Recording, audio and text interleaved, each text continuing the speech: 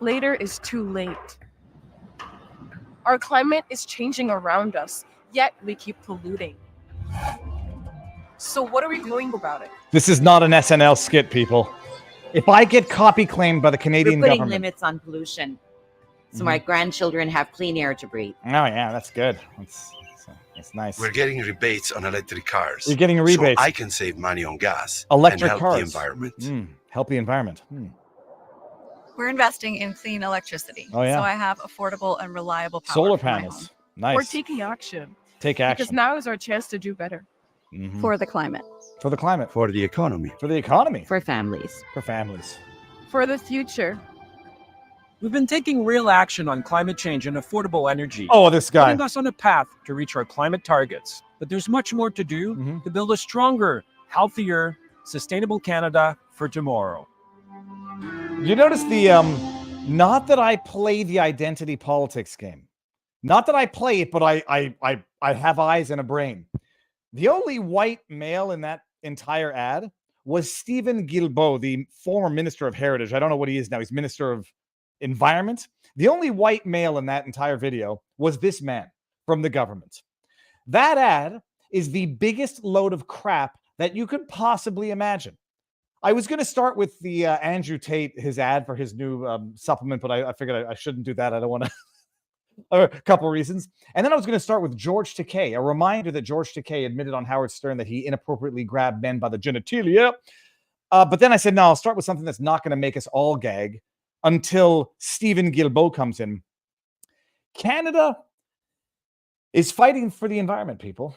I watch these things and I say the same thing over and over again. You're going electric, eh? Where do you think you get those rare earth minerals from? Oh, you're going to windmills, eh? Where do you think you get the materials from? Where do you think those propellers of those things go after the machines are defunct because they're not exactly recyclable? Oh, you're going solar. Where do you think you get all the minerals for that stuff? Oh, China.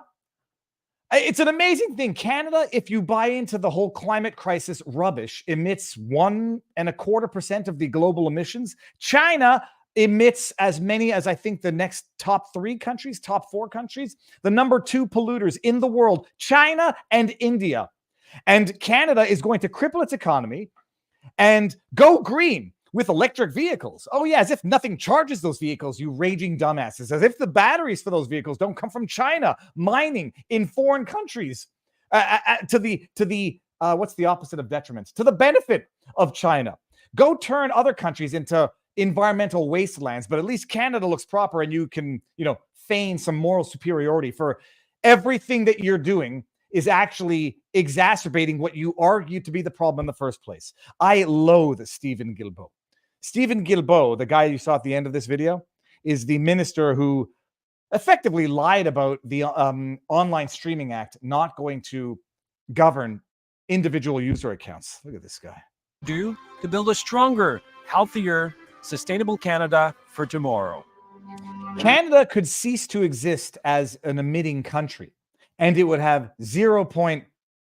It would have no impact on global emissions and what they argue to be the actual environmental problems. All that Canada and that jackass are doing are outsourcing pollution. They are benefiting economically, financially, and in all other respects, global power-wise, China, India, to the detriment of Canada. But at the very least, they get to tweet out, we've gone green. We're good for the environment. All right, everybody, while everyone continues to trickle in, we're going to have a special guest today featuring Phil Holloway. It's going to be sort of like a Timcast episode. We're going to talk about the news items and the ones that Phil is covering in particular. But what was I just about to say? But he's gonna join us. I hate doing ad reads when I have a guest on the screen. So I said, I'll start with a little gaggery. Then we're going to go to the healthy stuff, which is the sponsor of the day, Field of Greens. I'll get there in a second. And then I'm going to bring in Phil. We're going to talk about the latest updates in the Fani Willis case. We're going to talk about the Baltimore Bridge disaster and some wild, I didn't even put it together, people, some wild coincidences. And I'm not saying it's a plan and like, what do they call it? Predictive programming. But for goodness sake, you can't ignore the fact that White Noise, that Netflix movie, started off with a train rail derailment disaster in East Palestine. You can't ignore that and say, oh, you're a crazy person for noticing that. Coincidence, simulation, plan, whatever you want to call it. You can't ignore it. And there's some wild ones with the Baltimore Bridge. And then we're going to talk about Canada. as everyone can see from the thumbnail. Can everyone see the thumbnail? Thumbnail's amazing. Hold on. Let me. I gotta feature the work of DSLR Dave. Let's see here. Go like this. Open up. There you go. If I go like this, I'll show you the thumbnail for the day. If I go to window, look how good this thumbnail is. DSLR Dave is amazing. We're going to talk about Canada being a death cult under Justin Trudeau's Hitlerian progressivism. We'll get there. But before we get there, you might have noticed, as I'm sure you did when you came into the stream, it says contains a paid promotion, because it does. And I love the company. Where's my field of greens? Someone cleaned up the office and took away my field of greens. People, live healthy, be healthy. It means exercise, sunlight, getting out and talking to people in real life. And it also means eating your daily dose of fruits and vegetables. 5 to 7 servings of raw fruits and vegetables is what everyone is supposed to be eating. Not everyone eats it. Healthy eating habits are not exactly the cornerstone of a great many people's diets, and people have bad habits. Eat your fruits and veggies if you can. If you can't, and even if you can, fieldofgreens.com.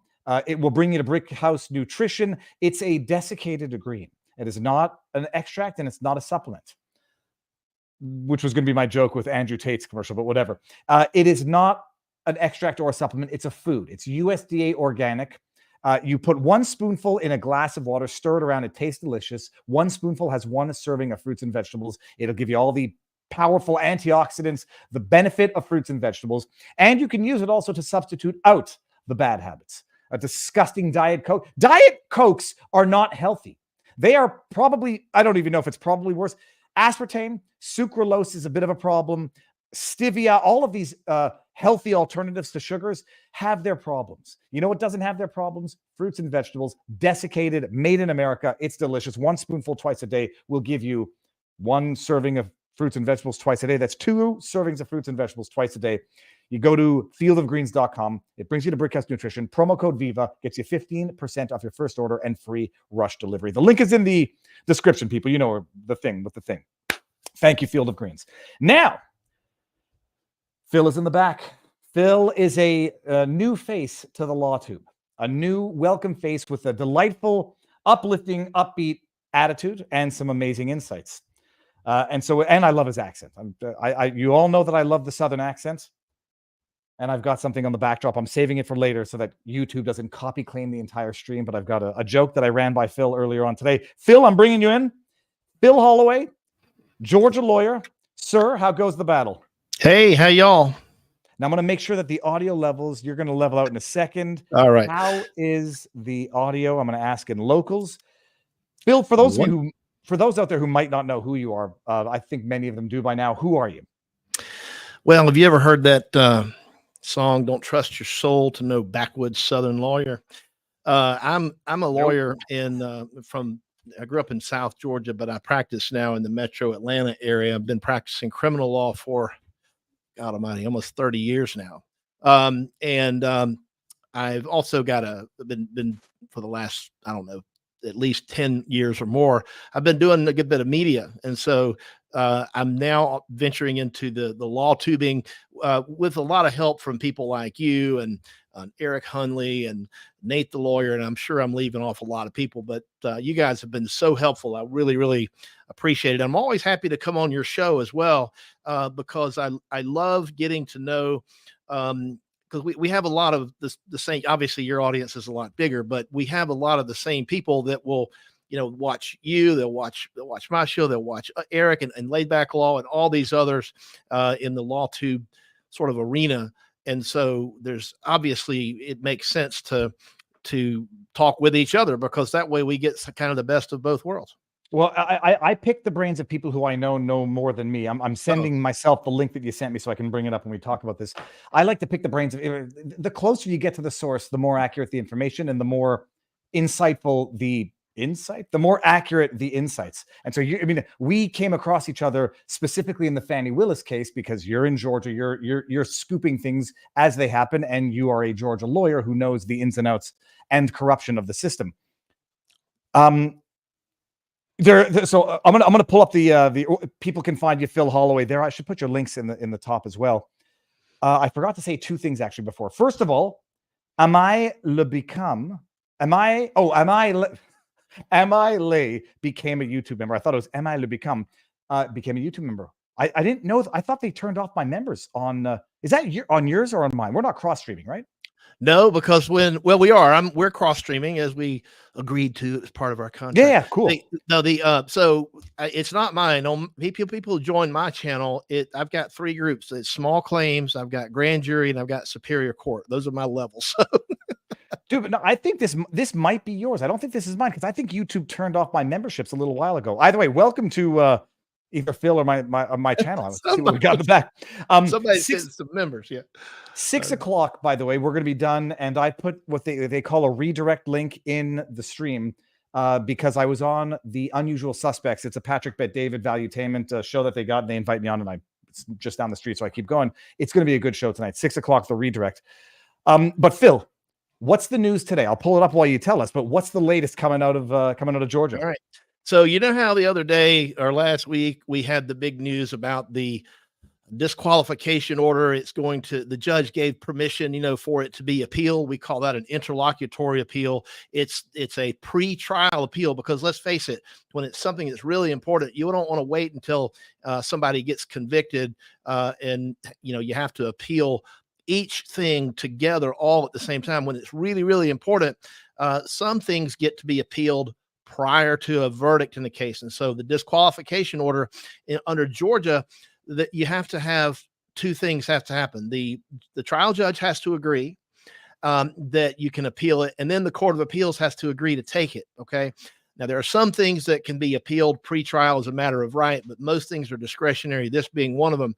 So what's happened is another co-defendant, a guy named Harrison Floyd. If you remember, Harrison Floyd was the poor guy who got stuck in jail for 2 or 3 weeks in the Fulton County hell pit where people die by getting infested by bed bugs. Literally, this happens in the Fulton County jail. He didn't get a bond. He got kept there for a while. We need to highlight that because we talked about it at the time. There were not memes, but accusations of potential racism since he was as far as I know, the only black accused, and was the only one denied bond. There was some sort of steelman explanation as to why he did not get bond. But do you remember what that was? Yeah, Fani Willis basically said, well, he didn't have a lawyer, and so nobody was able to come and talk. They could have arranged for him to have a bond, even though he didn't have a lawyer. So that was a BS explanation, in my opinion, by her. Finally, he got lawyer, and Chris Kacharoff, I tell you, is doing a great job. He's an out-of-state lawyer, but he represents Harrison Floyd. He was admitted. I don't know how you say in Canada, but it's pro hac vice, yep. Vice, whatever. It with a Southern accent, it's pro hac vice or so, anyway, he's admitted. He's got a local lawyer helping him out, but Chris is on vacation in South America. I won't say exactly where he is, but I did text him to confirm that the judge granted his motion to do a pretrial appeal, a discretionary pretrial appeal on a really unique issue. And the issue that was appealed, so they claimed that Willis did not have the authority to pursue a criminal case because she did not get a referral for such from the Georgia Board of Elections. And the judge held a hearing on this, denied the motion, but is going to allow the pretrial appeal. But once again, we still have to have the other piece of it. The Court of Appeals has to chime in and agree to it. But this is another really, really important issue. I think equally important as some of the other issues in the case. The judge seems to be erring on the side of allowing these litigants to take these issues up on appeal. And lots of things, this means a lot of things. It means that obviously there's going to be delays and there's practical consideration. But if there's one thing I can't stand is a judge who thinks that they're always right, that they can't conceive that they might have gotten something wrong. Some judges will deny these discretionary pretrial appeals just because they're too prideful. They don't want to admit they could have gotten something wrong. And if they allow the appeal to be done before the trial, it can save a whole bunch of problems down the road, especially if the judge did get it wrong and we have to do a whole trial. Can you imagine doing this case over and over again because the judge was too prideful to allow these issues to be decided pre-trial? Well, I mean, if what's his face? If Nathan Wade was still in the file and still getting paid, I don't think he would mind. But back it up just a bit. Harrison Floyd was the only one of the defendants jailed. Do you remember for how long? I was trying to find the date. I want to say 2 weeks, give or take a day or two. But this is a jail where people die in there on a regular basis. It's mind-boggling. So this is the jail where there was the incident. I think Barnes talked about it, of the inmate who rat-infested, cockroach-infested, died, and it made the headlines. And so, and also just to back up one thing here, you say appeal of right versus appeal with permission. I mean, I was trying to draw the analogies under Quebec law. There are certain issues that arise where you literally, it's stop everything. You go right up to the Court of Appeal because it's an appeal of right. You don't need permission. And it's evidentiary issues typically. In this case, to appeal the non-disqualification, because it's technically not something that is determinative on its face, it required the certificate from Scott, which he issued. And then it requires the Court of Appeal, a panel, to say, yes, we're going to hear it, or no, we're not going to hear it. And Scott, thanks for the certificate, but it goes back down to you. Almost. You get a 95 out of 100 if that's a law school exam. It's assigned to a panel of 3 judges, and it takes just one of those judges to agree to hear it. That's why I think it's more likely that that these issues will be allowed to be appealed pre-trial. Okay, so that's interesting. So the certificate's been issued. It goes up. It takes one of the panel of 3 to say, yes, we're going to hear it. Yeah. Then they hear it. Majority decision, obviously. Yeah, that's right. It'll be, it's just like anything else on appeal. It normally, if you get a panel of 3 judges and 2 out of the 3, vote in a certain way, then that's going to be the order of the Court of Appeals. But then you get a petition for rehearing. You can ask for the, in Canada, I'm sure you say en banc, but down here we say en banc, sort of where all the judges, weigh in. And then, of course, you can go to the Georgia Supreme Court after that. So it's just the first step in the process. How long are we expected to wait until we find out if the Court of Appeals is going to hear it? Well, so we've got the clock is ticking. It's like 45 days from the issuance of the trial judge's certificate. And so now we're, I don't know, a week or 10 days into the other one. Birdies tell me that they expect a decision from the Court of Appeals in, I don't know, maybe this week or next week. They don't think it's going to take 45 days for the Court of Appeals to make a decision on hearing the disqualification. But look, remember, Fani's taken up something as well. She had, before the disqualification, she had Trump and some others had several of their counts tossed by the judge. And when a judge tosses the a certain counts in the indictment, the prosecutor gets to appeal that as a matter of right, and they don't have to get permission. So I think Fani is going to be appealing where Trump and some of the other defendants had, I think, 5 counts cut out of the indictment already. So there's a lot going up on appeal here. Yeah, those are the 6 charges as relates to the phone call, because they didn't allege with specificity what provisions of the respective oaths were violated, but they left in the underlying acts at issue, because apparently the acts are not the indictment, so you can leave those in because they might be useful for other charges. Something like that. Yep, you got it. Very cool. Okay, so that's an appeal as of right, and because if she doesn't, she either moves on with the file without those 6 charges, or the alternatives are she can they do a superseding indictment now, or do they resubmit everything for? Yeah, she can. But guess what? If she does a superseding indictment, everything starts over. You got to have arraignment. You got to have all this. And so she's screwed, because from her perspective, if she doesn't want to do a superseding indictment, she probably doesn't want to go forward without those charges. And she doesn't want to spend the time to appeal.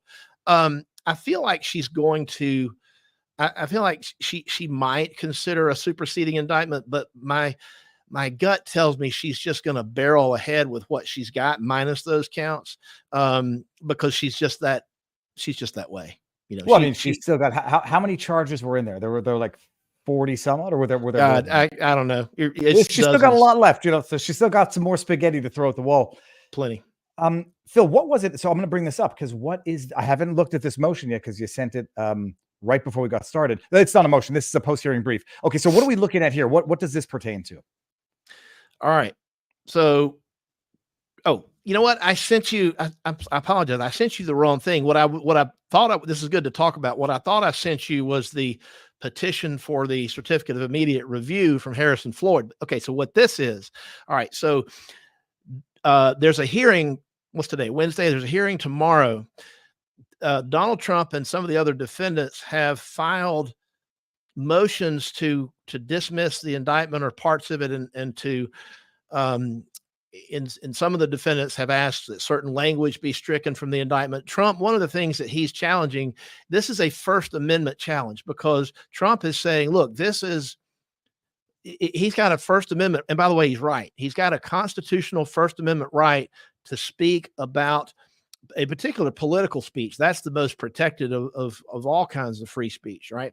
It's almost more protected than anything else. But when you're talking about your beliefs about the political system, it takes on an extra sort of guarantee of freeness, if you will. And so to be prosecuted for making a statement, even if it's not true, about something political in nature is I think First Amendment protected speech. And so he's raising that issue, and constitutional claims like this is a constitutional defense.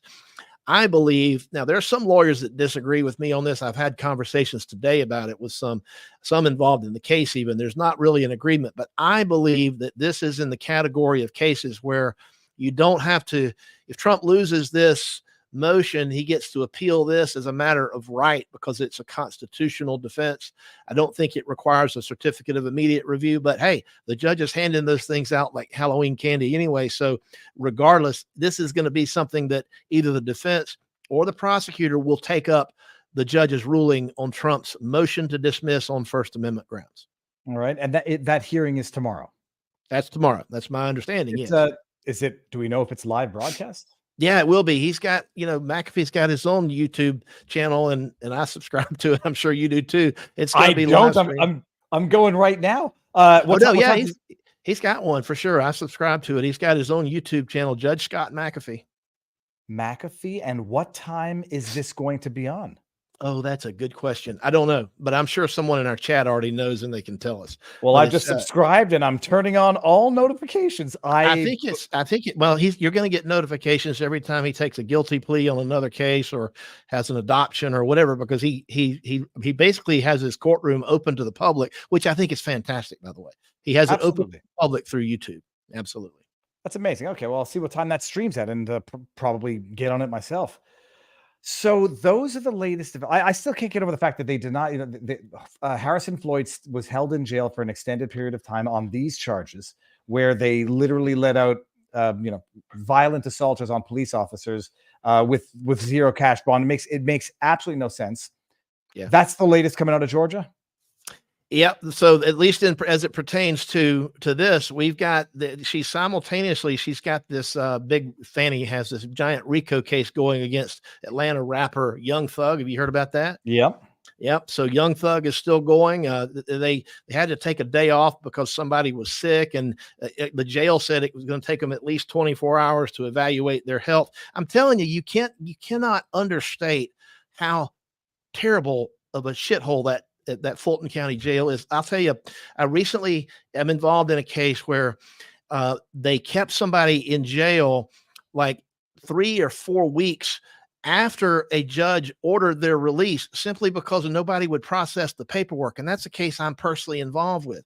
Ashley Merchant, who is the hero of all this, the Erin Brockovich, she and her husband, John, have successfully sued the Fulton County jail because of conditions down there. I can't tell you how bad it is. It's just awful, in my opinion. Wow. All right. Well, I'm asking the chat to see if we know what time it is tomorrow, because I think we'll be covering. I think it's in the morning, but don't hold me. And is it should it go on the entire day, or is it going to be a shortish motion, like an hour and a half? Well, there's a number of defendants who need to be heard from, so I don't know that it'll be all day, but it won't be an hour and a half situation. I think it's going to require a fair amount of argument. Okay. Amazing. Okay, what else? So for the time being, nothing more out of Georgia. The Young Thug, I haven't been following it. Have you been following that? Yeah. And in fact, I had a guest on my channel the other day who's very familiar with it, Rachel Kaufman, and we had a nice discussion about it. One of the state's witnesses, I has, he testified how high, he was like, Judge, I'm really high right now. I'm about to fall asleep. This was like literally under oath. And instead of like holding him in contempt or doing something else, the judge just gave him some water and moved on. Like, hey, it's just no big deal. We're going to let witnesses who tell us they're high as a kite, when people's lives are on the line, these defendants. I'm not saying they're guilty or innocent. I don't know, but I know that they're all charged with giant RICO indictment, and the state's own witnesses come to court and they're high and they say that they're about to fall asleep and can you give me some water, and the judge just lets them go on with it. How can you have any faith in the results of whatever happens in that case, whether they're convicted, whether they're acquitted, or something in the middle, when this kind of crap is allowed to go on with no oversight whatsoever? It turns us into a laughing stock here. Mm-hmm. I'm not sure. I haven't been. I'm not sure I want to follow the Young Thug case. It's going to be enough. It's almost too much for you to. I mean, that's why it took me a while to kind of get into it, because they were putting lawyers in jail early in the trial, like during jury selection. They were putting jurors in jail. He's making jurors write essays when they show up for court late. All kinds of craziness happening.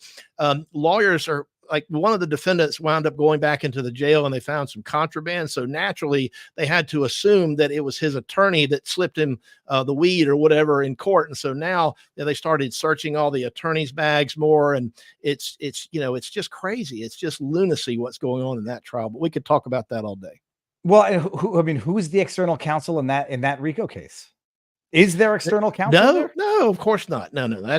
She's got assistant DAs handling that one. Yeah. In-house people that are paid a salary to be there every day, whether they're prosecuting Young Thug or doing something else. That's the way it's supposed to be. Fulton County has a full stable of licensed attorneys down there that are on their full-time payroll that can be doing all of this. Are you up to speed on what's happening with P. Diddy? Only to say that, yes, I mean, unless I've been in court most of the day myself. So unless something's broken, I am following that. And I'm very curious to see, what's going to play out, because is this an overreaction by, law enforcement authorities, or is there really, is it smoke, or is there actually some fire here? We're going to talk about this also on, or at least we talked about it on The Unusual Suspects. Let me hit pause on this. I hate using Fox News. Barnes talked about it last night, and I love his insights for those who missed the bourbon with Barnes. Let me get this out of here. I don't crap watch this. There are a lot of interesting videos are resurfacing, of him with young people, but Barnes's take on this, and it's one that I share, is like, we don't have the info yet. We don't know what's going on. We don't know who's going to get charged. We know that there's been a bunch of arrests and raids, Florida and California. You operate on the presumption that Biden is corrupt, and any prosecution is going to be, if not, it might be legitimate, but it might be politically motivated, or it might be outright corrupt. A lot of people are suggesting, when you have people like 50 Cent saying, well, we're supporting Trump. When you have Kanye coming out and not supporting Biden, some people might feel, rightly or wrongly, that this is a shot across the bow, a warning shot to the black / hip hop community. Don't support Trump. And if you do, the Biden admin is going to come after you. And that's not to say I'm not defending P. Diddy, because the dude's a freaking weirdo. You see the videos that he had with his daughter's best friend that he put on Instagram, joking about having picked her up off the streets and adopted a white girl. Yeah. His business with Justin Bieber going back years, where they had what many would argue is a suspicious relationship. But that's it. So we have now raids, and we haven't had charges yet. You have any idea why Department of Homeland Security would be involved in this? I have no idea why DHS would be involved in it. I mean, this whole thing started, as I understand it, following claims that were made like in a civil lawsuit, right? And the civil lawsuit was settled. So it makes this always raises a red flag to me as a criminal defense lawyer when a criminal case starts as a civil case where somebody's trying to get money out of somebody who's got a lot of money, then it makes you wonder if the motivations in making these claims are legit. We obviously, sexual assault and human trafficking and all those things, they're very horrible, but they're also easy to fabricate those claims. And oftentimes, once people, clothe themselves with the label of being a victim, then they start to experience people treating them like a victim, and then they're almost elevated to being put on some kind of a pedestal, and so it motivates them to continue to claim a continued or additional victim status, and these things tend to snowball. So it's hard to separate what's true victimhood from what is perceived or feigned victimhood, and I just don't know, but I do know that when you're Diddy and you act as bizarrely as he does, you kind of invite this kind of scrutiny. So for the points that you brought out, this is not surprising that they are looking into this. It's almost like, who's that? Let's see, who is the other rapper?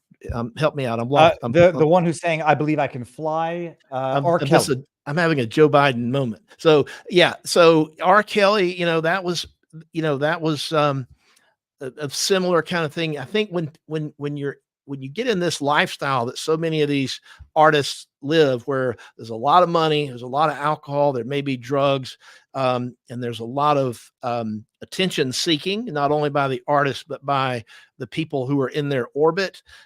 It's just a recipe for this kind of thing to be claimed. Well, you had the neighbor who, at least someone purporting to be the neighbor, says, "I never get my basketball when it goes over the fence because they're weird there." That they have allegedly busloads of young people being dropped off at 3 a.m. Stories that every drink in the house is spiked. Who was it? There was a young person, and I think it was Justin Bieber. It might have been somebody else saying, things were going on that young people shouldn't have been exposed to. There's a difference between Hollywood degeneracy or media degeneracy and sex trafficking, human exploitation, underage sexual activity. I have no doubt, no problem believing, or no reluctance believing that type of dirtiness went on. It's a hellhole of an industry. The question is, why now? Is it politically motivated? Even if there's legitimacy to the raids into what's going on. But man, no. It's you go back and you rewatch everything. You know who Cat Williams is? Yeah. Let me go back for you're talking about the hip hop, the music industry, like here in Atlanta, back to our other discussion about Fani Willis, they're really pissed off at her because of what she's doing in the Young Thug case, because what they're using is lyrics to rap music and using it as substantive evidence of a crime. That's her, Fani Willis's theory. So she's made no friends amongst the sort of the rap music industry, at least as it pertains to here in Atlanta. But I think that this thing has tentacles. So I don't know that we can really say that particular constituency is squarely in the Biden camp. It may not be in the Trump camp either, but Biden doesn't have them locked up by any manner of means because of a lot of these prosecutions that they don't agree with. Yeah, we talked about that in terms of using lyrics as evidence of crimes. No, it's wild, but now people are fishing through all of these old videos of P. Diddy, people who spoke out about P. Diddy. I think 50 Cent was one of them. Cat Williams is definitely one of them. And we'll see. Charges have not been brought yet, as far as I understand, right? Yeah, that's the last I heard. It was just simply the search warrants and the raids. But the thing is, they were complaining about how militant and how aggressive these officers. And look, I'm former law enforcement, and I've served search warrants, and I know that that's no time for kit gloves, but it is possible to be too aggressive as well, because you've got to remember there might be children present, there might be third parties that have nothing to do with anything. People are presumed innocent. So while the officers do need to go in, and they need to be careful, this is not the time to be sort of soft shoe at anything, but by the same token, they can't overdo it. Now, whether they actually were too aggressive or whether this is just PR spin out of his camp, I don't know. But look, I have no trouble believing that they were that aggressive, because look, we've seen it in with respect to some of the people that were arrested that are in Trump's orbit. We've seen it in other political prosecutions recently. So it certainly rings true with me. Yeah, no, there's was it Roger Stone who had the pre-dawn raid? You had the pro-life activist. Yeah. And I stand corrected. I forgot his drug dealer has been arrested. Look at all these ads. This is unwatchable. This is unusable. Who is Brendan Paul? Diddy's alleged drug mule arrested at Miami Airport, has music, sports background. What's the date on that? Is that today? That was yesterday, I believe. Yesterday. Oh my, look at this. See, everybody knows what I look up: gold coins, field of greens, and preparation H. Okay, bada bing, bada boom. This was March 26th. Yeah, so yesterday. So there's one arrest, and there's a lot of suspicion as to why. No. Stop that. How do I get this out? Remove. And then there's supposition that Diddy is now on an island that has no extradition policy with the United States. I mean, so much is swirling. We'll see where it goes. Now, another story. Have you been following the Baltimore bridge disaster? Who hasn't? That's so crazy. And right out of the gate, we've got obviously you're going to have conspiracy theories, and some of them are really, some of them are like, well, that really makes you really think. But some of them are just so like absolutely so far from just in la la land. But there are some of them out there that are like, now wait a minute, maybe is it possible? Things that really make you think. And I'm not usually one to easily succumb to conspiracy theories. And my core tells me that there's not much going on here. But let's just say that I'm intrigued by some things that I've seen. Well, okay, there's various levels of conspiracy theory. You know, it was detonations on the bridge that brought it down. I'll also show a couple of slow-mo videos of people who think that's... I'm not writing anything off, and I'm not laughing anything off. We've lived through times where if you don't ask the questions, you might be less informed than if you ask the silly questions, which, you know, as they say, there's no silly question. But this is my personal favorite of the conspiracy theories. Everybody remembers the disaster in East Palestine was the pretext or the plot of an episode of White Noise, a Netflix television show that started off with a train derailment disaster in, I think, if it wasn't East Palestine, it was in a small Ohio town. I had totally forgotten about this. I'm not lending any credence to the idea that this is pre-programmed or whatever. Jimmy Corsetti, who is this guy? YouTuber, former fraud investigator, MBA veteran, conspiracy, pseudoscience. Okay, and it's fun. But he writes, why on earth did Barack Obama produce a Netflix film about a catastrophic cyber attack? Opening scene from Leave the World Behind. I totally forgot about it. And you have a ship that had been hacked that ran ashore. And that was the beginning of Leave the World Behind. So I'm just going to tell you, I haven't watched anything that Barack Obama has put out almost intentionally, but this is really, really a crazy coincidence. Now, it's my understanding that ship, though, is so old. It's not one of the ones that has the modern technology where it could be controlled cyber remotely attack like some of them. Right. So if it's all analog, stuff, there's really, I don't know how you would hack it, but I'm no expert on shipping. I was in the Navy, but I was a lawyer. So what do I know? And in fairness, I mean, there has been video emerging of this ship having other problems, colliding with the dock. I do want to show this one because I'm going to take that conspiracy one step further. In Leave the World Behind, the ship was called, or the vessel was called, White Lion. Well, the ship that crashed into Baltimore was called Dolly. And Dolly had this sketch from that 1956. What's it called? It's called Lion. So, and it's funny. I'm not really entirely serious about it, but have you seen the movie Magnolia? It's been a minute. You have to refresh me. Oh, well, Magnolia is it P.T. Anderson or it's not Louis Anderson. You got P.T. Anderson who did Magnolia, and then who's the guy that did all of the Royal Tenenbaums? That's another Anderson. But Magnolia is the movie that starts off with a string of coincidences. The kid who's jumping off a building and he gets shot as he's falling down by his parents who are involved in an argument because the kid put real live ammunition in the rifle. And it's got some of these urban legends, you know, the scuba diver. Paul Thomas Anderson. Paul Thomas Anderson is so Paul Thomas is Magnolia. Who is Wes Anderson? Okay, thanks, guys. So Wes Anderson is the cutesy one. Paul Thomas Anderson did Magnolia, Boogie Nights. Those are the only two I can remember right now.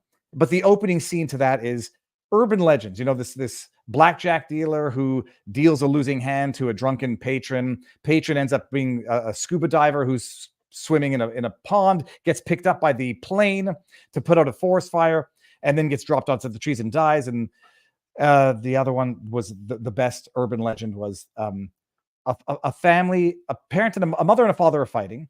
They always fight. The father always took out a gun, pointed at the mother, but it was never loaded. The kid who wanted the parents to kill each other loads the gun and then goes on the roof to commit suicide. Wouldn't have successfully killed himself because there was a net that would have caught his landing, but the father pointing the gun shoots it. It goes through the window, hits the kid as he's falling down, kills the kid. And then the joke was that the kid was an accomplice in his own murder. I don't think the story never happened. I looked it up, but so it's one of these coincidences. Like, my goodness, it starts off the same way. When that Leave the World Behind came out, people were talking predictive programming.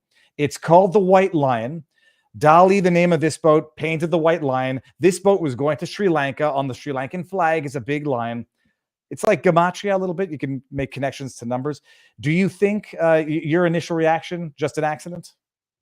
Yeah, because the simplest explanation usually is the right one. Now, that being said, I'm not going to marry myself to any preconceived notions about what may or may not have happened, because I've seen and experienced some really bizarre things where, in my life or in my career, where things that at face value might seem coincidental, but maybe really there was somebody kind of pulling some strings. I'm not saying that's what happened, but I mean, I've been a pilot now for since 1986. And so ironically, I like watching this show called Air Disasters, which is so weird as a pilot. Why would I want to watch that? But one thing that you always see in whether it's, a shipping accident or an air crash, there's always like a string of circumstances that add up together that lead to, it's not one thing. It's not like one little thing causes it. It's always a series of errors or mistakes, oftentimes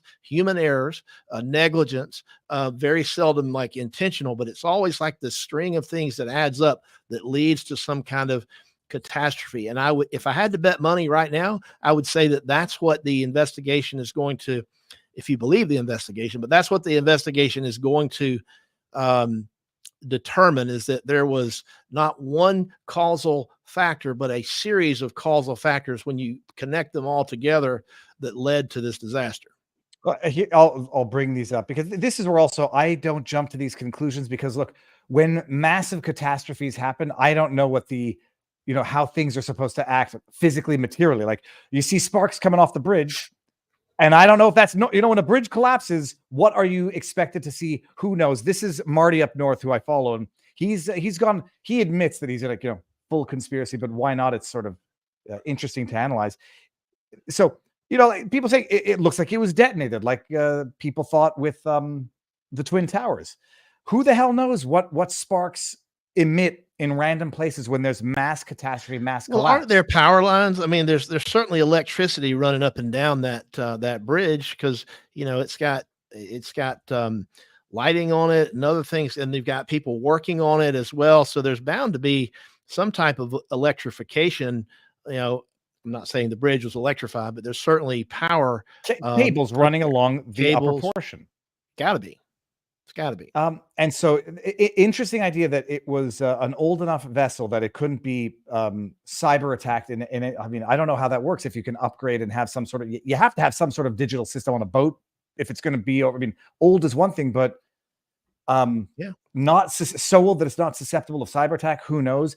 There are other theories that the power went out twice. They had a mayday 5 minutes in.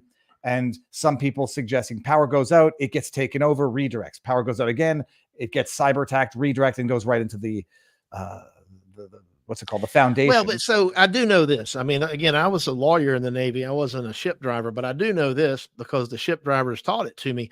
These ships, you can't just stop them on a dime. You can't turn them on a dime. It takes miles sometimes to turn them, and a long, long way to stop them. And so I can't imagine that in a very short period of time, 30 seconds or even a minute, or even more, that some outside influence could control that ship to turn it and make it crash just the way it did into that pylon of that bridge. So it just seems to me to be implausible that it was taken over by some entity that would have had time to reposition the ship so that it crashed that way. But what do I know? I'm just a lawyer, Yep. but we all have And opinions, right? the beams have, were pre-cut, had thermite placed in them so that it would do it. Like, if you're going to do it that way, there's other easier ways to do it. We'll see. I mean, it's what was I going to say? Also, the thing about predictive programming, there have been train disasters, rail disasters. There'll be boat disasters and plane disasters. Hollywood, to some extent, it doesn't reflect reality in that sense. It plays off of historical things that happen. And then there's just wild coincidences when there's that many movies being made, that many things happening, that many vessels in the ocean. It's not a matter of time, but it's, I'm open to ideas. I'm not jumping to conclusions, more inclined to think a series of catastrophic failures and probably some construction designs on that bridge. From what I understand, it didn't have those, like, not a guardrail, but something to deflect. Well, you can, right. They put up, I forget what they call, but you can put up these barriers that, that they go around the I don't know, the pylon, the part of the bridge that was hit. You can put up these. It's almost like, when I was in DC a few months ago, outside all the federal buildings, there's these big giant concrete round pillars that are designed to prevent cars from barreling into you could put something like that around it that would deflect, any kind of a ship or anything moving at it. And if you put them out far enough, it would prevent this. And so I think that is more of a modern design versus that bridge. But abutment is the word. Yeah, that's the word. See, there's always so many smart people in these chats that know these when things. when you reach thousands of people, you get an answer and a correct one in no time at all. That's it. Yeah, but so it's wild. It was wild to see it collapse. Like, when you used to make those popsicle sticks and you make ninja stars out of them, 5 sticks, you weave them together when it. Yeah. I don't have popsicles to do them with it anymore, but so I'm just reading some of the chat. So we'll see where that goes. Now, Phil, how closely are you following the what I call the Shiat that's going up in Canada?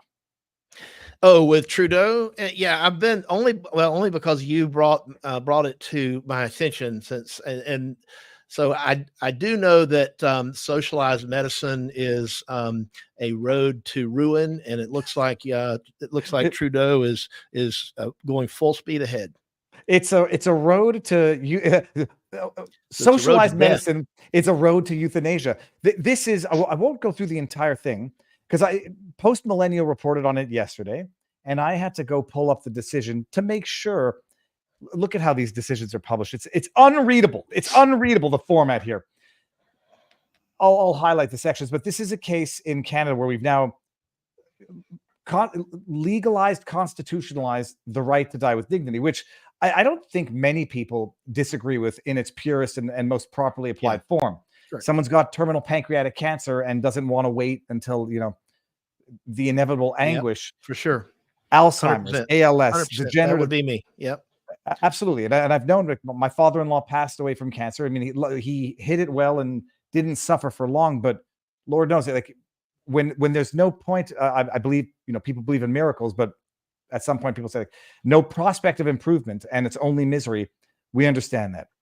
In Canada, the Liberal government passed this legislation in 2016. And while they're debating it, I don't know how it comes up. They say, it's unconstitutional, according to the Supreme Court, to deny this right to die with dignity to the terminally ill. Well, we don't want to deny this constitutional right to the mentally ill. And they actually had this debate. And then they actually said, okay, well, we're going to extend euthanasia, medical assistance in dying by their euphemism, to the mentally ill, but we don't want to do it just yet. So we're going to include an exclusion that was going to expire, the sunset clause, in 2023. They extended it to 2024. And I think maybe because of the political outcry, they've re-extended it to 2027. So they're not going to apply to the mentally ill under the law, but they're already doing it. And so in this particular case, which I'm enraged about, it's a woman. We don't know what her terminal illness is, as per the evidence of the case. Her father intervened to get an injunction to prevent her from being euthanized, saying that she's got autism spectrum disorder, ADHD, and she made no evidence of what her underlying condition was. She had petitioned 2 other doctors' death panels for permission, was denied twice because of a split decision, and on third time got her way. And I just she wants to commit suicide because she's got ADHD and What? On autism, there's no evidence as to what the condition would be, and I don't think there is one. And there's been stories out of Canada. Everybody watch The Unusual Suspects. We're going to talk about it there, and you'll see it. But veterans calling up with PTSD being offered maids, and then when the story broke, and this is it's a true story, government apologizes, says it's not supposed to happen. And then you had other people who have been euthanized, notwithstanding the fact that death was not foreseeable. So, like, even as they tally up these astronomical genocidal numbers, it's like 4.1% of all death in Canada is government administered. They divide it, dude, 4.1%, 13,500 last year. They separate death is foreseeable when death is not foreseeable, and they've been administering it to people where death is not foreseeable. They want to extend it to mentally ill, minors who cannot consent, and then there was a poll that showed Canadians support administering it to the homeless. I got to get the highlights. So just anybody who wants to commit suicide for any old reason, under that reasoning, can go and get their doctor to help them do it. So long as they find a few doctors to do it.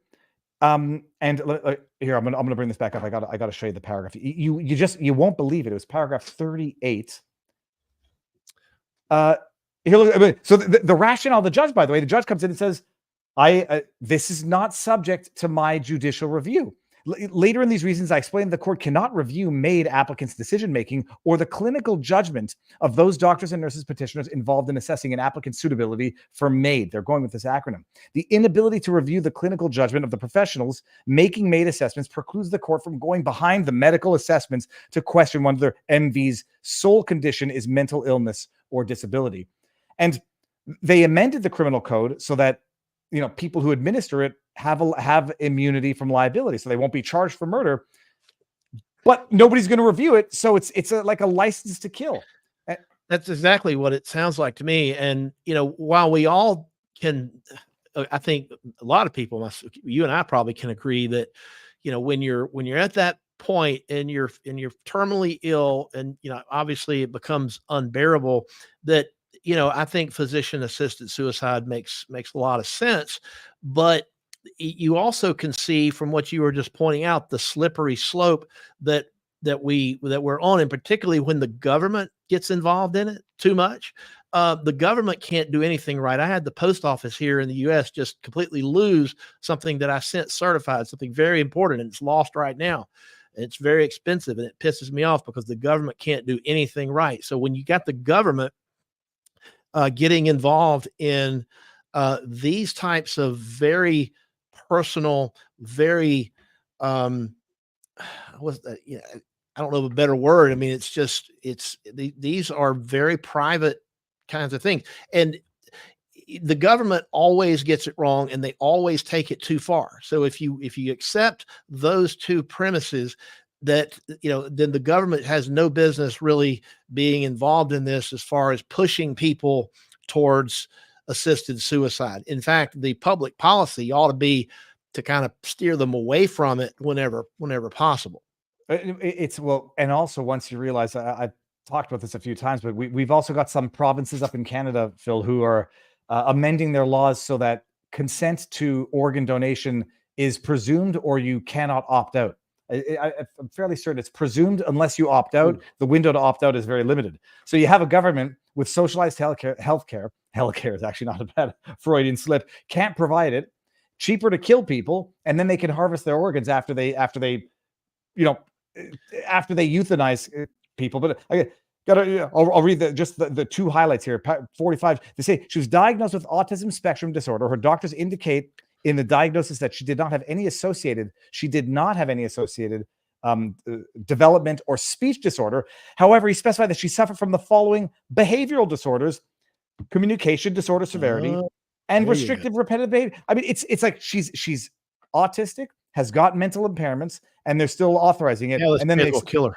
No, that's it. And they explain how she tried twice and couldn't get unanimity on two panels, so they finally found it on the third one. Is there nothing like that in Georgia, right? No, there's not. How do they do? I mean, is there like a a specified way that these people have to be killed? I mean, is it lethal injection? It's lethal injection. And in Quebec, they were doing it a little bit too eagerly.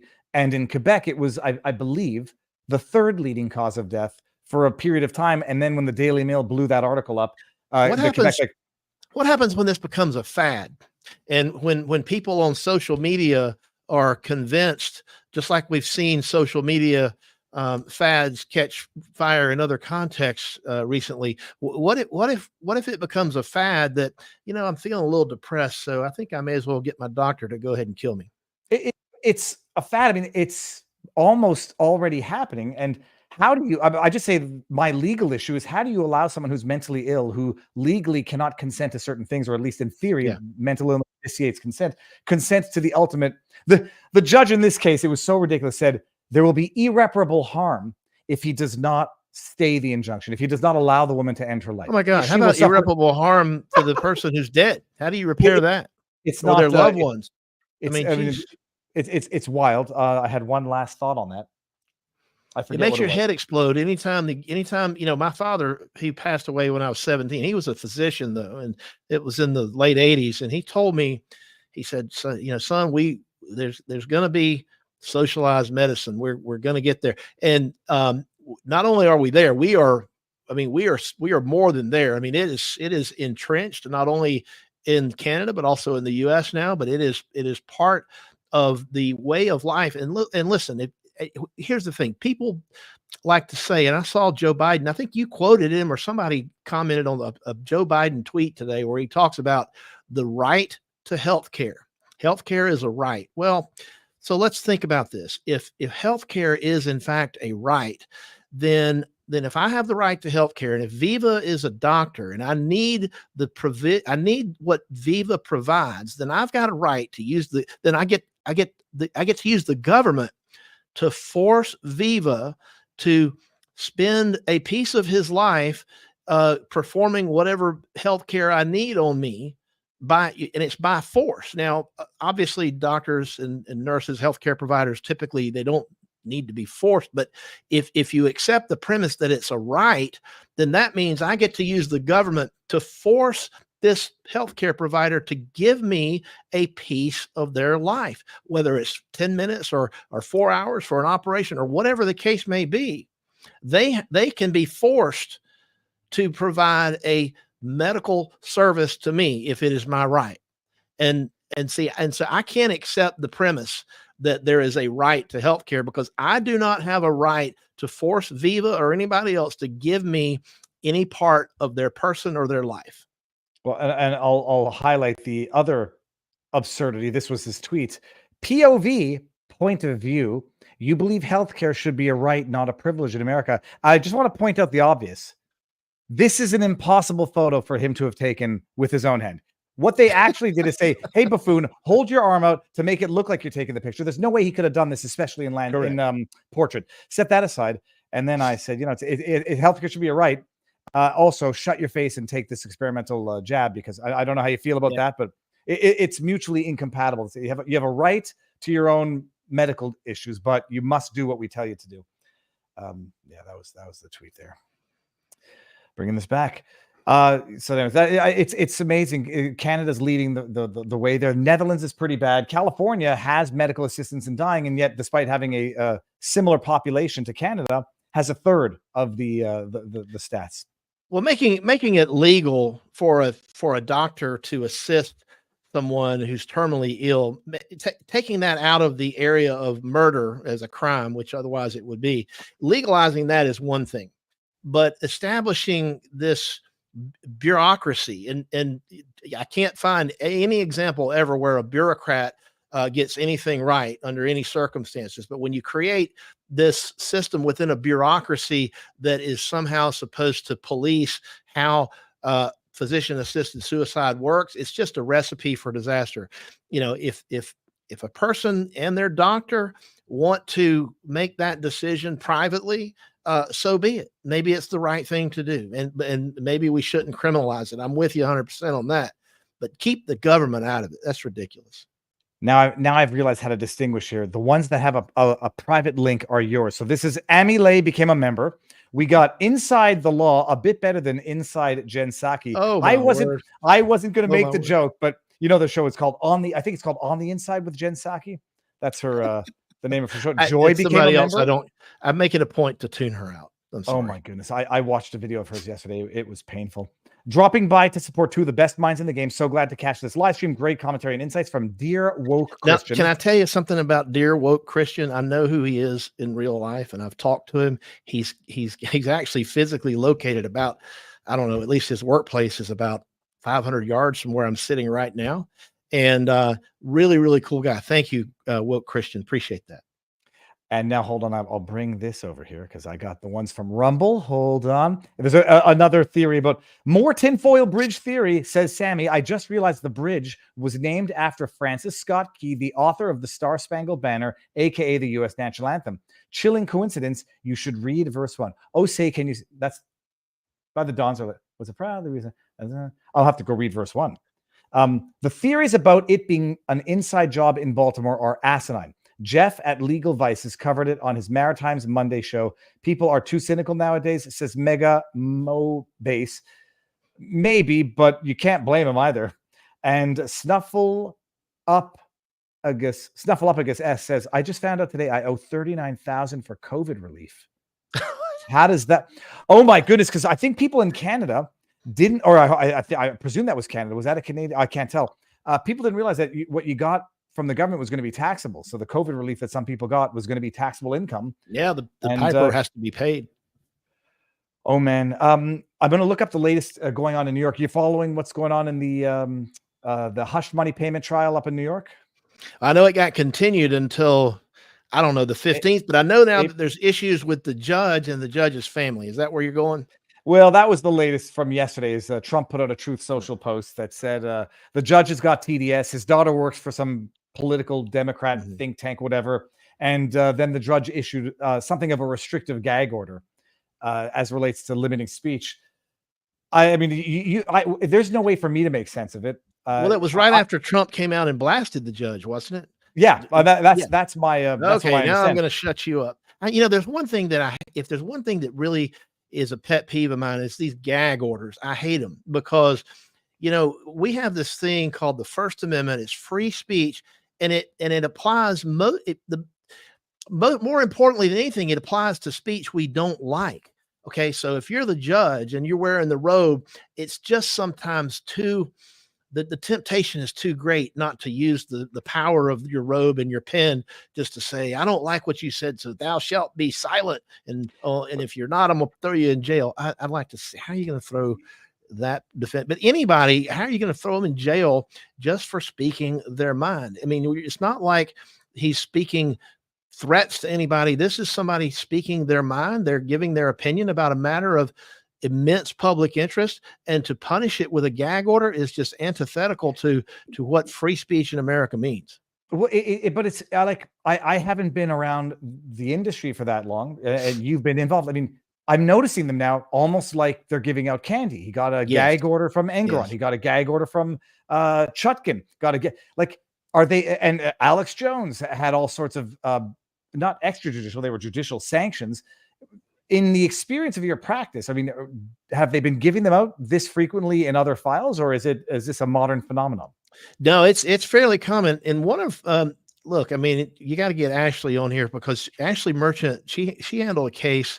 She and her husband John did it for free. It was a murder case involving it was a cold case murder of a school teacher named Tara Grinstead down in South Georgia, and they arrested these two guys who they believed that one of them was the killer and one of them was sort of the helper to just conceal the death. And the prevailing theory was the cops got it wrong. They charged the wrong one with the murder. And so Ashley wound up representing the guy charged with the murder. And the defense was the other guy did it. And we helped, and we admit that our guy helped, but he wasn't the killer. And she won the trial. She did it all for free. She got found not guilty. But before she won that trial, she they challenged a gag order that basically said that nobody was allowed to talk to anybody. They weren't allowed to talk to the media and all this kind of stuff. And it went to the Georgia Supreme Court, and they said, no, the judge went too far, because we call this prior restraint.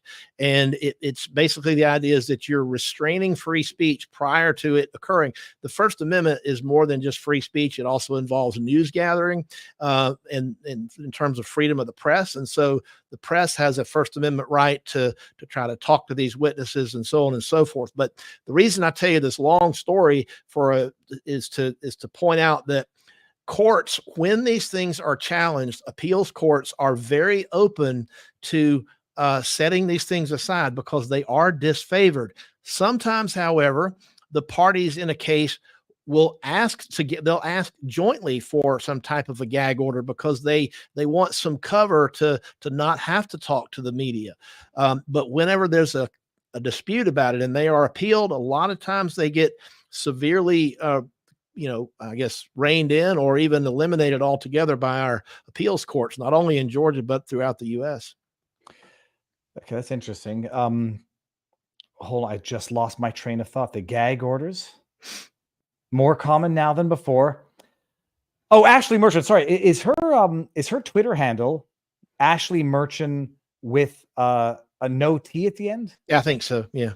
Okay, I think that's right. I'm following her now. She had it under permission before. I think she took it off permission. I think she took it off. Yeah, she waited until the Fani firestorm was at least not completely, but largely over, and I think she went public. That's right. She's not particularly active. Oh, this might not be. Okay. So they gag Trump. It's a limited gag order. He can't talk about the staff or their families, the court. He can't talk about any prospective witnesses or encourage others to do it in a manner that could interfere with the trial. I mean, that's very specific. How can that not be unconstitutionally vague? I mean, how do you even police that order? Well, that was one of the questions I had. It's like, let me see if I can pull up the final conclusion. I had it yesterday. On the one hand, I said like interfering with witnesses is already a crime unless you're Fani Willis. But here we go, Judge Marchand. Oh, that's the video. Here we go. Look at this. We got it right here. Okay, boom.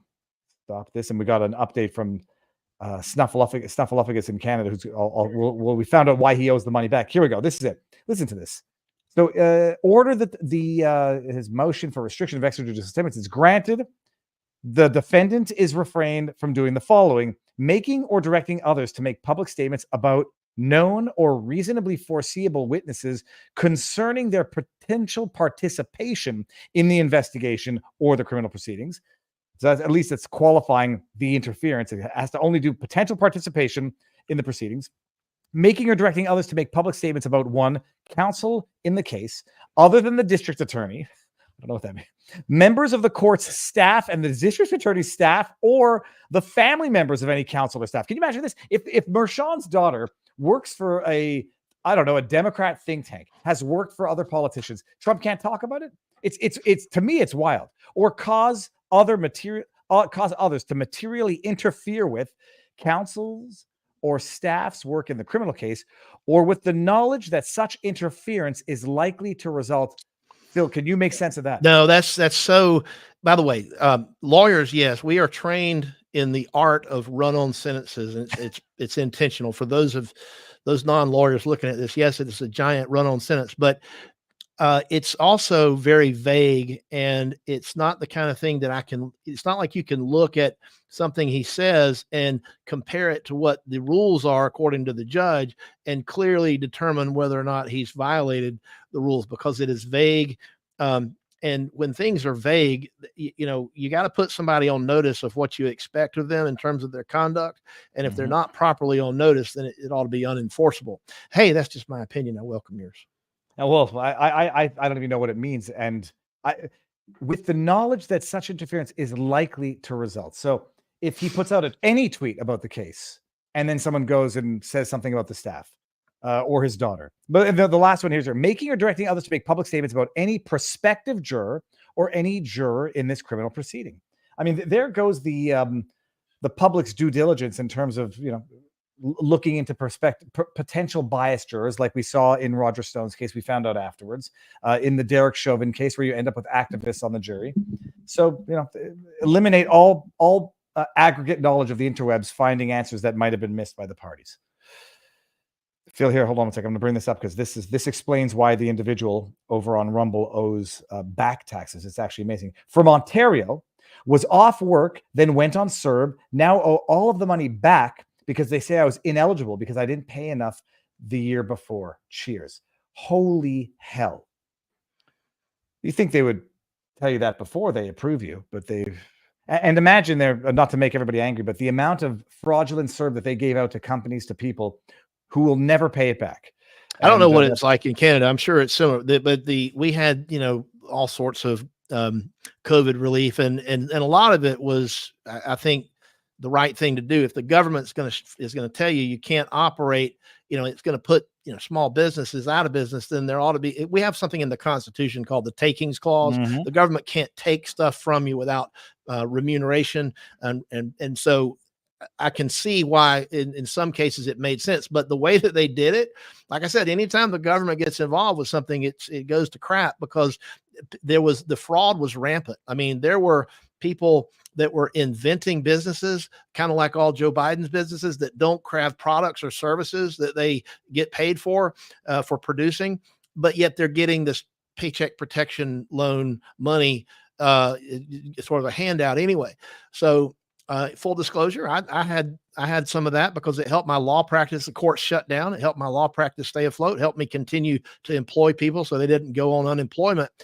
And so there was a legitimate use for it, but to think that it wasn't going to be abused. And another thing that was abused was our what was it? The economic disaster, EID, economic injury disaster loan put out by the Small Business Administration, another government bureaucracy that was basically overseeing, just gushing out money, just handing it out hand over fist for a couple of 3 years. Wonder why we got so much inflation now in America. But anyway, the amount of fraud related to that is unknowable. We will never know the extent of how much money people stole from taxpayers because government incompetency in how they manage those programs. Yeah, I think that the estimate was like 10 to 20% would be fraudulent in Canada. I think at the time it's the amount of fraud is just massive, at least potentially in Canada. But then they'll go and they'll bury citizens for retroactive annulment of monies that they advanced when the person couldn't work anyhow. I'm going into locals to see if anyone has any questions for you, Phil, and specific questions. Someone says liberal Hitler is redundant. Oh, I got it. Okay, Phil, I ran it by you before because I've been thinking it since we first met. Hold on, the video. Where's it? Did I shut the video? Oh, for goodness sake, hold on. The reason I didn't want to play it was I don't want YouTube copy claiming an entire stream, but I have to do it anyhow. Whammy Anchorman. I realize who I've known you for longer than you think I've known you. Oh, no. Here we go. Goodness. Here we go. It's the accent is the same. He's got a good personality. Everybody, you'll never unsee it once you see this. Let me turn the volume down just a little bit here. They're at Charlie Lasers every Friday night. Champ here. I'm all about having fun. I can't. I love it. I feel like I've known you my whole life. Someone's kitchen. Maybe go to SeaWorld, take my pants. Okay, well, except for that part. Anyway, I get to the signature whammy. My signature catchphrase, whammy, as in Gene Tennis at the plate. And whammy. I'm gonna watch this movie again tonight. I hope I've got to watch Anchorman. It's the best. It's you have to have the accent is from the same place. So there's no question. So whammy should be my catchphrase, kind of like you have booyah, right? I think so. I think I wonder what the chat thinks about. Should whammy be my? Maybe I'll do a poll. Should whammy be my catchphrase? Do it. Let's say put a yes for yes and an N for no, but I think it goes without saying. So do I need to get the sideburns that are down to about here? I don't think you need to go quite that far, but a hat. You can get the hat and it'll be. Well, I mean, I went to law school in Texas, and I dressed the part. I'm not opposed to wearing a hat at the right time.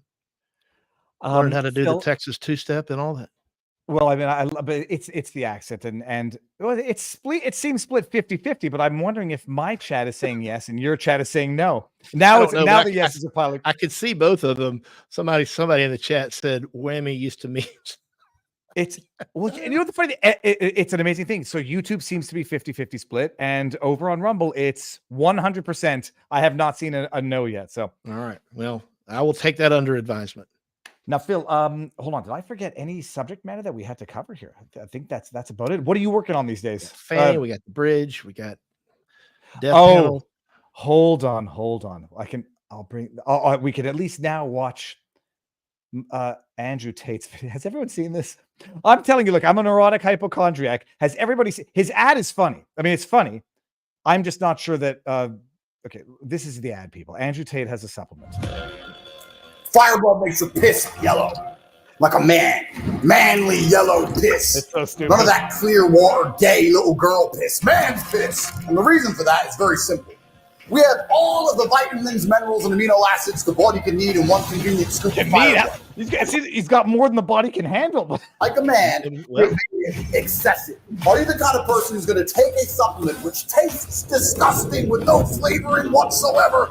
Or are you going to be the kind of man who takes a supplement that tastes like cookie crumble and your pee's not even yellow because there's only a little bit of vitamins in it? Oh, but I've only got my daily recommended allocation of vitamin B12. I'm scared I might pee out too many vitamins. Greta Thunberg will get mad at me for being wasteful. I don't want Greta to come into the gym and beat me up. Fucking gay.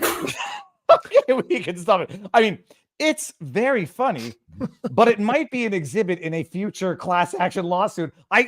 I look, I'm a hypochondriac. I know it's oxalates that cause kidney stones, but I'm fairly certain having too much minerals, having too much concentrated stuff in your urine leads to kidney stones.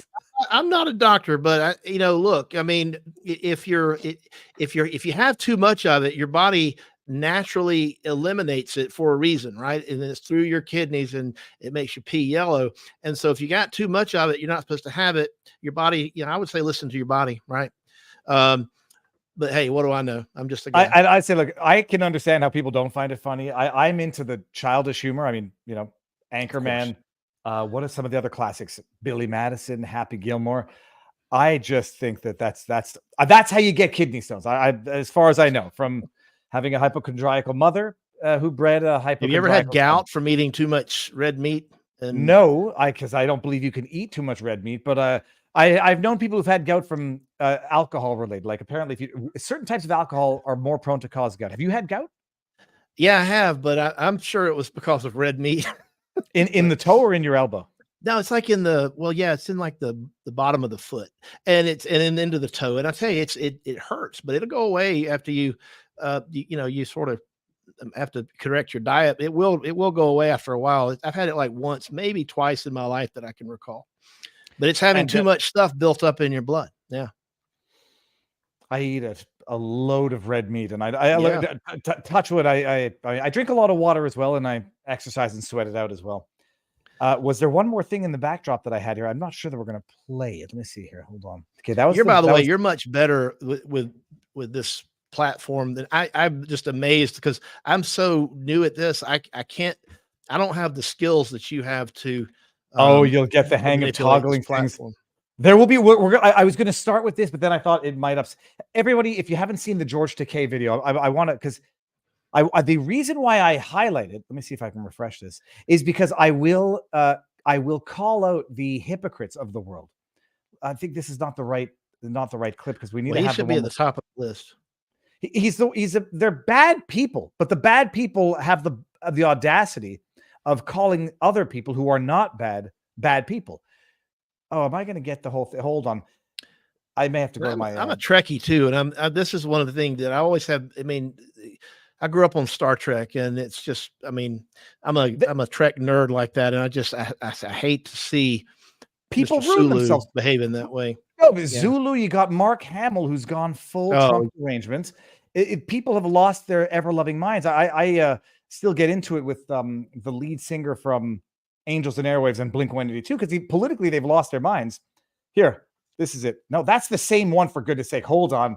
Okay, I'm a bit of an idiot here. I've got to have the whole thread because otherwise calling out will not make sense here. Everyone should know who George Takei is or has become, but this is he faults Trump for selling the Bible and says Trump is selling Bibles and Fox is blaming the bridge collapse on our broken border. I could make an indirect argument for the latter, but whatever. There's a big sector of our society that has absolutely lost its collective marbles. And then I like to remind everybody who George Takei is. This was on the Howard Stern show, and it's like people don't know what this guy admitted to in real life. All your years involved with, you never hassled anybody or grabbed their cock. Anybody by the Yeah. Did you ever grab anyone by the cock against their will? He actually said that.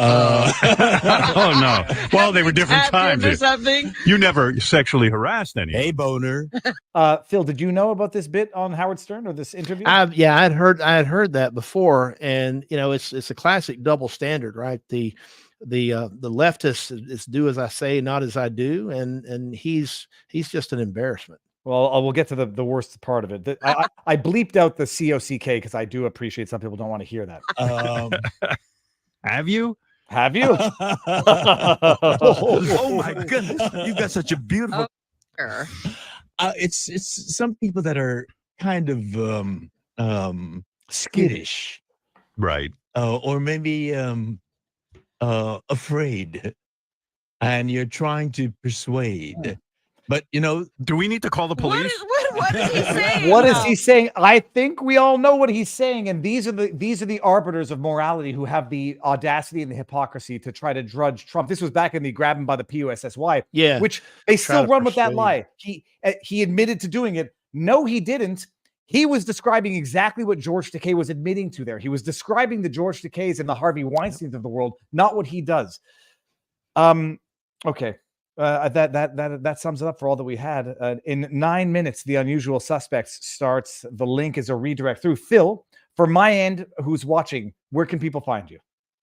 Well, on screen, you can find me on X here at Phil Holloway ESQ, and my YouTube channel is youtube.com/Philip Holloway, and Philip has one L in it. My parents decided to give me the weird spelling of my name, but anyway, I appreciate you doing this together with me. It's always a lot of fun talking with you, and it's been I've been very humbled and honored by the outpouring of support with the followers and the people that are joining the channel.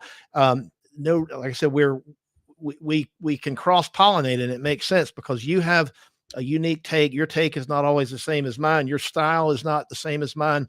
There's so many of us out here that have interesting things. And I think people should listen to all law tubers, right? Because the more voices that you hear, the more perspectives that you hear. I know that's how I try to listen to people, even people I disagree with. I try to listen to them because it might make me rethink how I think about something. So I really appreciate you having me on here today. It's been a lot of fun.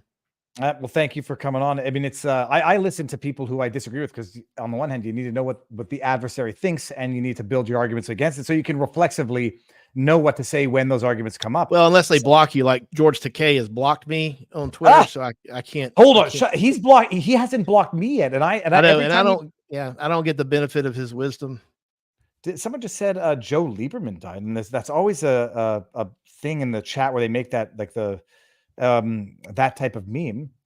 And then the one time I didn't believe it actually happened. It was the woman from Joe Lieberman dies at 82. I had no idea he was 82. Yeah, they always, people make it as a joke, like the meme. And then one time they did it, Betty White's dead. And I was like, stop with the meme. And then no, Betty White actually died, and Joe Lieberman died. Yeah. I always had a lot of respect for Joe Lieberman. Didn't always agree with him on everything, but certainly had a lot of respect for him. And I hate to hear that. I don't do the public things like the apology. I mean, first of all, you never know what these people are like personally, and it seems that the only time anybody celebrates a Republican is when they pass away. So it's life. 82 years old is it's a long, healthy life, but everybody always wants more time on this earth. Phil, we're going to end it. So how it works, I'm going to see how this works. We're joint streaming. So I'm going to end the stream. Rumble and locals. I won't be able to come to locals afterwards, but I'll do something special for locals.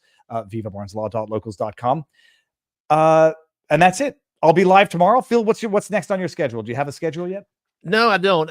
It remains to be seen. I'm probably not streaming tomorrow. I've got some things. I've got actual court because see, some of us still actually, unlike you, have to actually I feel go to bad for you. court, practice law. So I got no. So probably won't be streaming tomorrow. And then getting into I'm going to see my mom for Easter. She's 86, and so we've got a lot of that kind of stuff coming up. Beautiful. And now I'm going to end it with this because I'm not. Bill Tong is in the house yet again. One last rant for the road. Two last rants for the road. Trudeau is living out the modern day version of the Jesuit oath. Well, I'm going to have to go Google the Jesuit oath right after this and see what that is. And King of Biltong, and I'm going to hit end stream after this. Good afternoon from Anton's Meat and Eat. Free shipping for your Biltong using code VIVA. By the way, it is delicious stuff. I was just eating some before. BiltongUSA.com, AntonUSA.com. Your next Biltong shipment is en route, sir. Thank you very much. I'll actually email you privately, Biltong, because I got to know. It says to keep it refrigerated, and I'm not necessarily one to respect what they, label deadline. So I've been eating stuff anyhow, but I'll email you afterwards. Phil, stick around, everybody. I'll see you all tomorrow. Locals, I'll be with you in a bit for something else, but it's going to be separate because go watch The Unusual Suspects at 6 o'clock. The redirect link is there. Let them know Viva sent you so that they can appreciate my guest appearances on the show. Phil, stick around. Everybody else out there, I will see you tomorrow on the interwebs.